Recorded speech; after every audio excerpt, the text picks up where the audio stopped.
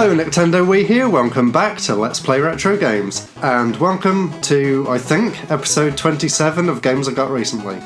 It might be episode 28, I know I didn't quite number them right, but either way, let's get started. I've got some great things to show you in this episode.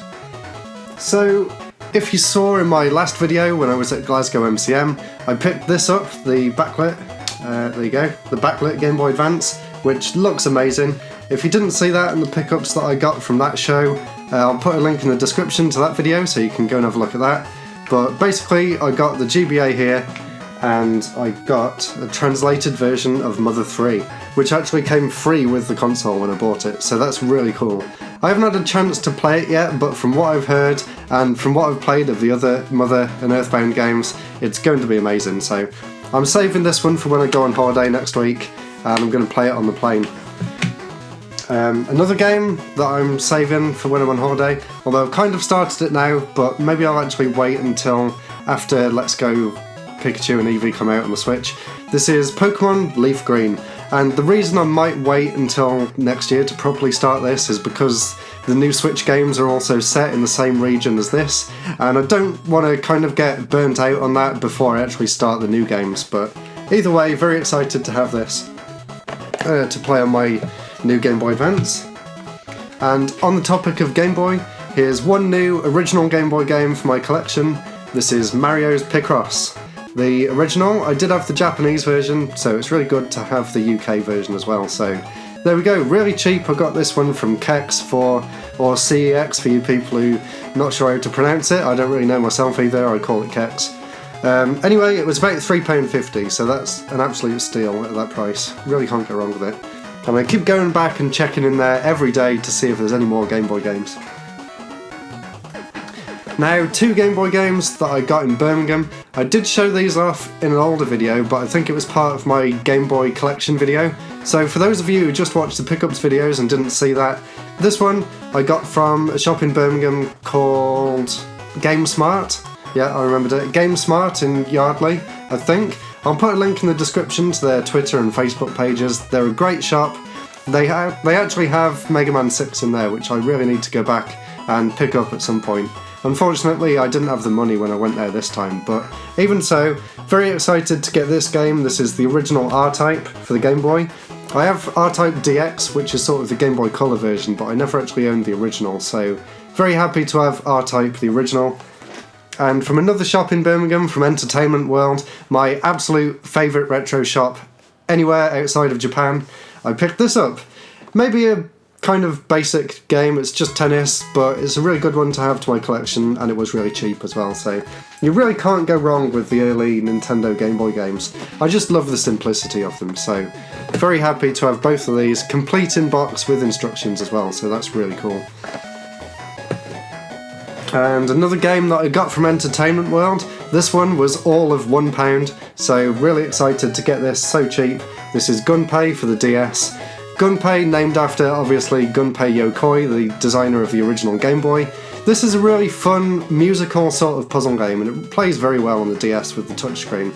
And it was also released on the WonderSwan as well, just before this one came out, so very cool game, very nice bit of history, and it was only £1. And one more game here, I got this one from GameSmart. This is Sonic 3D for the Sega Saturn.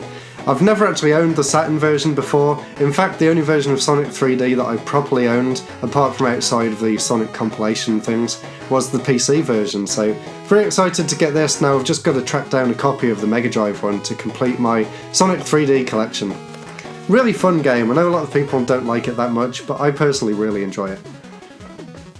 So that's it for retro games. Now, if you're still with me, I'm going to be taking a look at a few more modern games that I picked up. So let's start with the PlayStation and then move on to the Switch.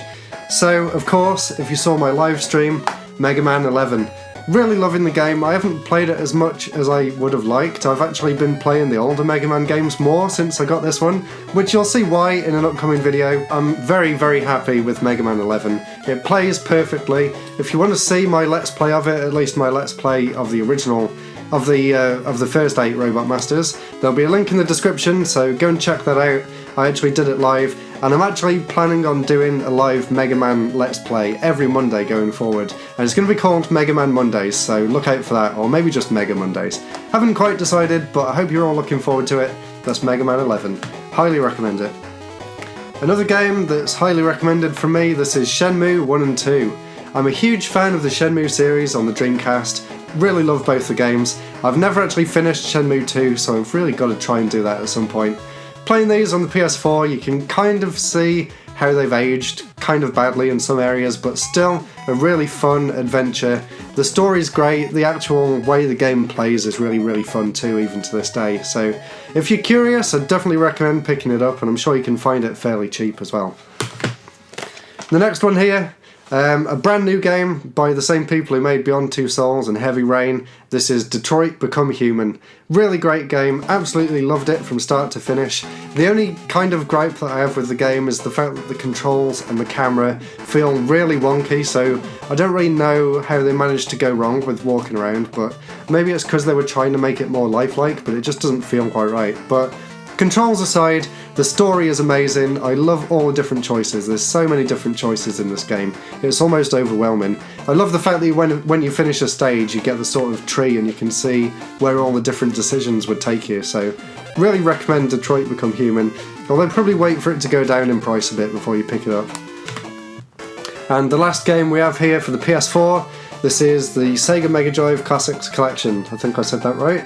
Or just Sega Mega Drive Classics. Over 50 games included. Kind of a strange mix of games. There was some omissions that I really didn't understand. For example, it doesn't have Sonic 3 and Knuckles. I don't know why, that just doesn't make any sense to me, but the majority of the games that they included on this collection are really fun. I'm really happy that it has the other Sonic games on, as well as all the Fantasy style games, so been having a lot of fun with this. And the other reason I picked this up was actually the fact that it plays in VR, and you actually get to sit in like a 90s style bedroom, and you can actually look around, and I had a lot of fun putting my head like that straight through the TV. I wonder what it'd be like in Sonic's world.